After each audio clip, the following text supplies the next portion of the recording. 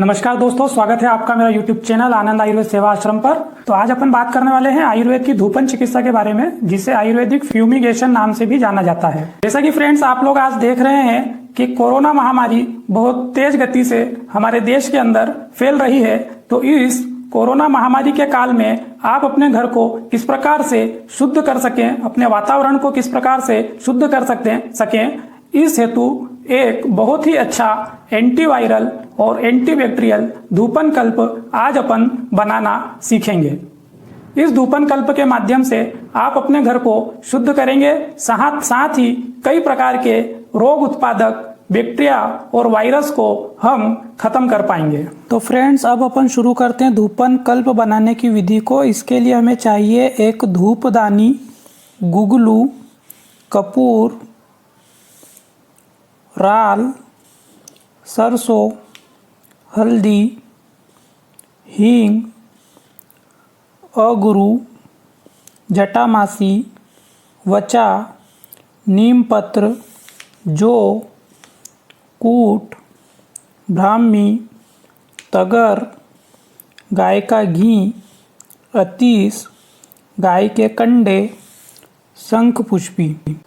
अब हम इसमें गाय के घी और कंडे को छोड़कर सभी औषधियाँ 15-15 ग्राम ले लेंगे और इन औषधियों को एक मिक्सर के जार में डालकर पीस लेंगे। फ्रेंड्स ध्यान यह रखें कि मिक्सर में हम इतना ही पीसें कि इसका एक मोटा दरदरा पाउडर तैयार हो जाए। तो जैसा कि आप देख रहे हैं कि यह पाउडर तैयार हो गया है। अब हम इसे एक बर्तन में निकाल लेंगे। फ्रेंड्स पाउडर को बहुत ज़्यादा बारीक नहीं पीसना है, इसको मोटा और दरदरा ही रखना है। तो फ्रेंड्स आप देख रहे हैं कि हमारा धूपन कल्प तैयार हो चुका है। अब हम इससे धूपन कर्म शुरू करते हैं। धूपन कर्म करने के लिए सबसे पहले एक धूपदानी में कंडे के छोटे छोटे टुकड़ों को जमा लें। कंडों को इस प्रकार से जमाना है कि इसके बीच में गैप हो, जिससे कि यह आसानी से जल सके। इसके बीच में कपूर के छोटे टुकड़े भी रखें, जिससे इसको जलने में आसानी होगी। कंडों को जमाने के बाद अब हम इसे माचिस की तीली से जला देंगे और इन्हें जलने के लिए कुछ देर छोड़ देंगे।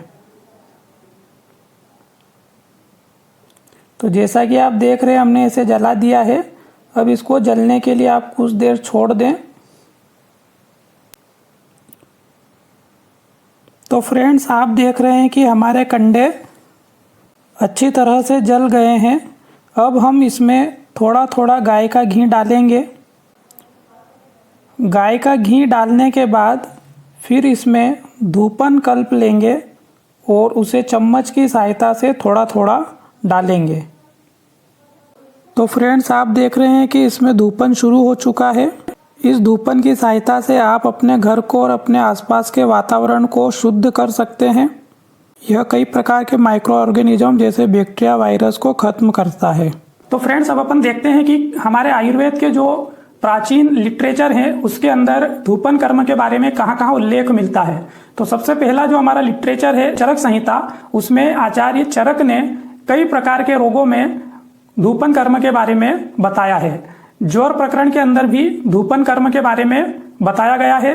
साथ में चरक संहिता के अंदर ही अंतर्गत रोगी के कपड़ों को, रोगी के कक्ष को किस प्रकार से निर्जंतुकीकरण करें, डिसइंफेक्शन करें, बताया है। उस आचार्य चरक ने प्रसूतागार, कुमारागार, जिसे हम लेबर रूम के नाम से जानते हैं, उसका निर्जंतुकीकरण अर्थात डिसइंफेक्शन करने के लिए धूपन कर्म का उल्लेख किया है।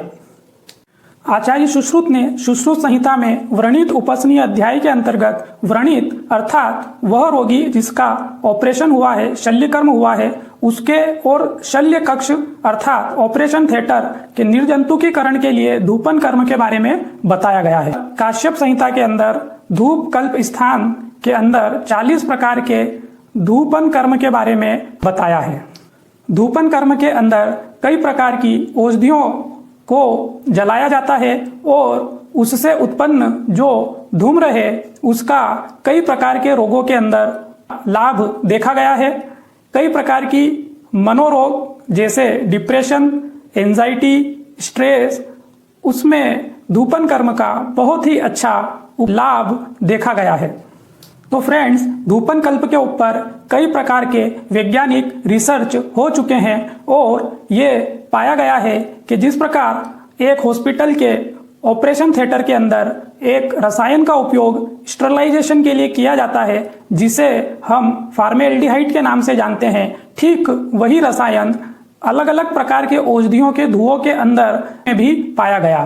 तो वैज्ञानिक प्रमाण इस चीज को प्रूव करते हैं कि हमारी जो प्राचीन धूपन कल्पना है वह बहुत ही साइंटिफिक है और अगर हम इसका उपयोग करें तो कई प्रकार के संक्रामक रोगों से बच सकते हैं, कई प्रकार की बैक्टीरियल वायरल डिजीज को हम नियंत्रित कर सकते हैं।